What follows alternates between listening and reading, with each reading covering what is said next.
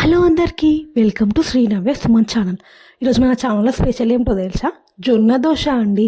ఎంతో హెల్దీ అయిన weight loss recipe కూడా ఇది జొన్న దోశ. చాలా క్రిస్పీగా ఉంటుంది కూడా దోశ, నార్మల్ దోశలానే ఉంటుంది ఇది కూడా. జొన్న దోశ టేస్ట్ బాగుండదని అనుకుంటాం కానీ చాలా బాగుంటుంది. మీరు తింటే మళ్ళీ మళ్ళీ దీనే చేసుకొని తింటారు, అంత బాగుంటుంది.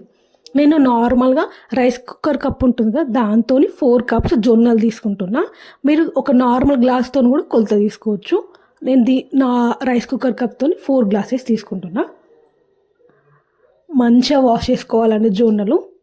నేను మార్నింగ్ 11కి నానబెడుతున్నా. నైట్ 7కి అట్లా పట్టుకుంటే సరిపోతుంది. మనం నార్మల్ దోశ పిండి ఏమో జస్ట్ 5 అవర్స్ నానబెట్టుకుంటే సరిపోతుంది. ఇది కొంచెం ఎక్కువసేపు నానబెట్టుకోవాలి, 10 అవర్స్ నానబెట్టుకోవాలి దీన్ని.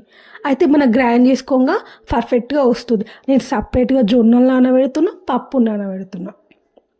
నేను పొట్టుపప్పు వాడుతున్నా, ఎంతో హెల్దీ అయిన పొట్టుపప్పును వాడుతున్నా. మనము నార్మల్ పప్పు వాడచ్చు కానీ దానికన్నా పొట్టుపప్పు చాలా హెల్దీ అండి. ఒక్కొక్కసారి ఆ పప్పు కన్నా ఈ పప్పు దోశనే బాగుంటుంది అనిపిస్తుంది నాకు, అంత బాగా వస్తుంది దీని టేస్ట్. అండ్ హెల్త్కి మంచిది, దోశ కూడా బాగా వస్తుంది. పొట్టు ఉంది కదా అని అనుకుంటారు కానీ కొంచెం వాటర్ అంపేస్తే ఆ పొట్టు పోతుంది. హెల్దీ అండి ఇది. కావాలంటే గుండు పప్పు కూడా నానబెట్టుకోవచ్చు, కానీ గుండు పప్పు కన్నా ఈ పొట్టుపప్పు చాలా టేస్ట్ ఉంటుంది. నేను 4 కప్పులు జొన్నలు తీసుకుంటే 2 కప్పులు పొట్టుపప్పు తీసుకున్నా. ఇంత కొలత సరిపోతుంది. మనం కొంచెంసేపు నానబెట్టుకుందాం. గ్రైండర్ పట్టే ముందు దీంట్లో ఒక హాఫ్ అన్ అవర్ ముందు కొన్ని మెంతులు వేసుకోండి, టేస్ట్ బాగా వస్తుంది. అండ్ దోశ కూడా చాలా క్రిస్పీగా ఉంటుంది, కలర్ బాగా వస్తుంది దోశది. హాఫ్ అన్ అవర్ అయిపోయింది కదా, ఏమైనా గ్రైండ్ చేసుకుందామా? ఒక జార్ తీసుకొని ఫస్ట్ మనం జొన్నలు పట్టుకుందాం. దానికి సపరేట్గా నానబెట్టుకుంటేనే పర్ఫెక్ట్ అండి. కలిపి నానబెట్టుకుంటే గ్రైండ్ చేస్తే చాలా లేట్ అవుతుంది. అదే దాన్ని సపరేట్గా నానబెట్టుకుంటే పర్ఫెక్ట్గా వస్తుంది. నేను జొన్నలు నానబెట్టినా కదా, దాన్ని పట్టి చూపెడుతున్నా చూడండి. జొన్నలు కొన్ని వేసుకొని కొన్ని లైట్గా వాటర్ పోసుకొని నేను గ్రైండ్ చేస్తున్నా. ఇక గ్రైండ్ అయిపోయింది, చూద్దామా? చూడండి ఎంత బాగా గ్రైండ్ అయింది. జొన్నలైనా పర్ఫెక్ట్గా మన నార్మల్ పిండిలాగానే గ్రైండ్ అయిపోయింది. నేను చేతితో మంచిగా చూపెడుతున్నా, మీకు కనిపిస్తుంది అనుకుంటా. దీన్ని ఒక బౌల్లోకి పోసేసుకుందాం. అలానే మళ్ళీ ఇంకొకసారి పట్టేసుకుందాం మొత్తం పిండినంతా. మళ్ళీ కొంచెం వేసుకొని కొన్ని వాటర్ లైట్గా పోసుకొని మంచిగా గ్రైండ్ చేసేసుకుందాం. ఇక గ్రైండ్ అయిపోయింది కదా, ఇక జొన్నలు గ్రైండ్ అయిపోయింది కదా, మినప్పప్పు ఉంది కదా, మినప్పప్పు కూడా గ్రైండ్ చేసేసుకుందాం. దాన్ని సపరేట్గా పట్టాలి, కలిపి పట్టద్దు. కలిపి కూడా పట్టుకోవచ్చు కానీ కొంచెం సన్నగా రాదు. ఇలా అయితే దోశ సన్నగా వస్తుంది, క్రిస్పీగా కూడా వస్తుంది.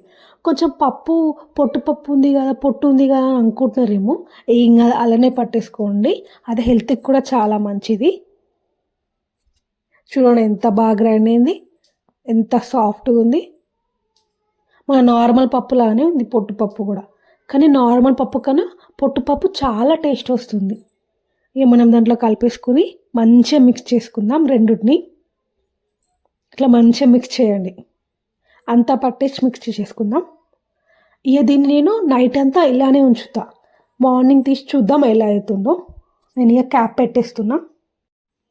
అచ్చం మన దోశ పిండి లాగానే అయింది. జొన్నల దోశ కూడా సేమ్ టేస్ట్ ఉంటుంది, కానీ దానికన్నా ఇంకొంచెం బాగా ఇదే నాకు నచ్చింది. మీరు ఒకసారి ట్రై చేసి చూడండి, మీరు కూడా అంటారు అంత బాగుందని. ఇక మనం నైట్ మొత్తం ఇలానే నానబెట్టేసుకుందాం. నేను క్యాప్ పెట్టేసుకుంటున్నా.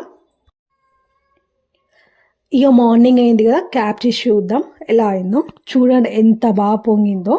నేను మీకు స్పూన్తో చూపెడుతున్నా, చూడండి ఎంత పర్ఫెక్ట్గా పొంగింది. సేమ్ నార్మల్ దోశ పిండి లాగానే ఉంది ఇది కూడా.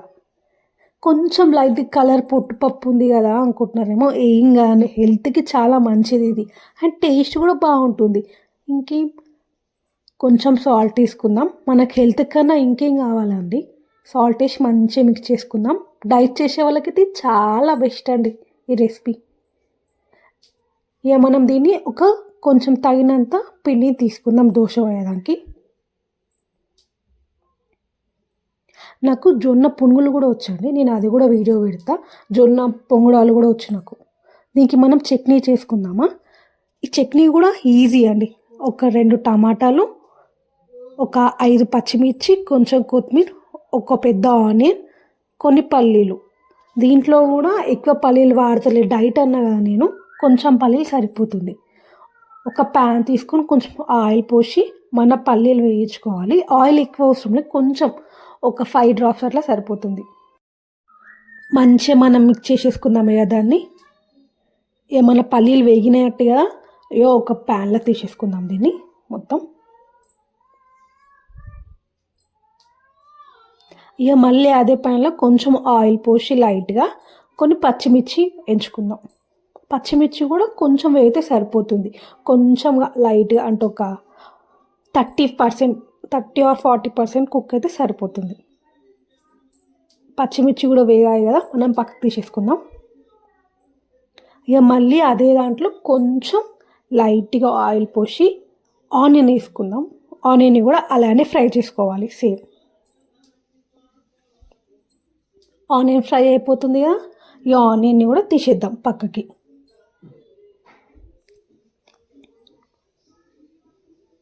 ఇక మళ్ళీ దాంట్లోని కొంచెం లైట్గా ఆయిల్ పోద్దాం. లైట్గా ఆయిల్ పోసి నెక్స్ట్ ఏంటి, మనం టమాటా వేసేసుకుందాం. టమాటా కొంచెం వాటర్ పోయే వరకు గోలించాలి. చూడండి నేను చూపెడతా, ఇక్కడ ఎంత వాటర్ ఉన్నాయి ఆ వాటర్ పోయేంత మనం గోలించాలి. చూడండి వాటర్ మొత్తం మనకి అయిపోయినాయి కదా, ఇక తీసేస్తే సరిపోతుంది. ఇక మనం మొత్తం గ్రైండ్ చేసుకుందామా, చల్లారినాక గ్రైండ్ చేసుకుందాం. జార్ తీసుకొని మన పల్లీలు మనం ఎంచుకున్న అన్నీ దాంట్లో వేసేసి మూత పెట్టేస్తే సరిపోతుంది. ఇక మూత పెట్టేసినాం కదా, ఇక గ్రైండ్ చేసేసిన. చూడండి ఎంత పర్ఫెక్ట్గా అయిందో చట్నీ. చూడడానికి చాలా కలర్ఫుల్గా ఉంది కదా. దీన్ని మనం తాలింపు పెట్టుకుందామా. ఏం లేదండి, దాంట్లోనే మళ్ళీ ప్యాన్ తీసుకొని కొంచెం ఆయిల్ పోసి ఆవాలు, జీలకర్ర ఆయిల్ హీట్ అయ్యాక వేసుకోవాలి. ఆయిల్ హీట్ అయింది కదా, కొన్ని ఆవాలు, కొంచెం జీలకర్ర, అవి బాగా గోలాక కొంచెం కళ్యామాకు వేసుకుందాం. కళ్యామాకు కూడా పర్ఫెక్ట్గా గోలాక కొంచెం పసుపు వేసుకొని ఏమైనా కలుపుకోవాలి మంచిగా. ఏమైనా గ్రైండ్ చేసుకుంది ఉంది కదా, చట్నీ మొత్తం దీంట్లో వేసేద్దాం. వేసేసి మంచిగా మిక్స్ చేయాలి. కావాలంటే కొన్ని వాటర్ పోసుకోండి, థిక్గా అనిపిస్తే. నాకు కొంచెం థిక్గా అయింది, నేను కొన్ని వాటర్ పోసుకున్నా. అండ్ నేను అక్కడ సాల్ట్ వేయలేను కదా, ఒక 1 స్పూన్ సాల్ట్ వేసి మంచిగా కలిపేసి ఒక 1 సెకండ్ వరకు, ఒక 1 మినిట్ సరిపోతుంది ఉడకబెడితే. దీన్ని మనం పక్కన పెట్టేద్దాం. మన చట్నీ రెడీ అయిపోయింది. కొంచెం కొత్తిమీర చల్లుకొని పక్కన పెట్టేస్తే అయిపోయినట్టే మన చట్నీ. చూడండి ఎంత పర్ఫెక్ట్గా అయింది మన చట్నీ. టేస్ట్ కూడా చాలా బాగుంటుంది. ఏమైనా దోశ పోసుకుందామా, చట్నీ పక్కన పెట్టేసి. మనం ఒక బౌలు దోశ పిండి తీసుకున్నాం కదా, దాంట్లో తగినన్ని కొన్ని వాటర్ పోసుకొని దోశ పైన హీట్ అయ్యాక మంచి దోశ పోసుకుందాం. ఇది క్రిస్పీగా వస్తుందండి. మీరు ఒకసారి ట్రై చేసి చూడండి, నాకు కామెంట్ చేయండి. మీరే అంటారు చాలా బాగా వచ్చిందని. ఒకవేళ ఏమైనా డౌట్స్ ఉంటే నాకు చెప్పండి, నేను తప్పకుండా కామెంట్ బాక్స్లో ఆన్సర్ ఇస్తాను. ఇక దీనిపైన కొంచెం లైట్గా ఆయిల్ పోసుకుందాం. ఆయిల్ పోసుకోకుండా పర్ఫెక్ట్గా వస్తుంది, కానీ ఆయిల్ పోసుకుంటే కొంచెం టేస్ట్ వస్తుంది.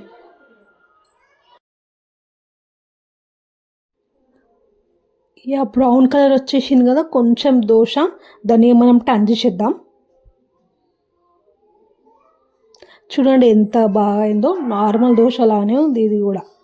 అండ్ ఇంకొక దోశ పోసుకుందాం, సేమ్ అలానే పోసుకుందాం. మన నార్మల్ దోశలానే ఇది కూడా పోసుకోవడం.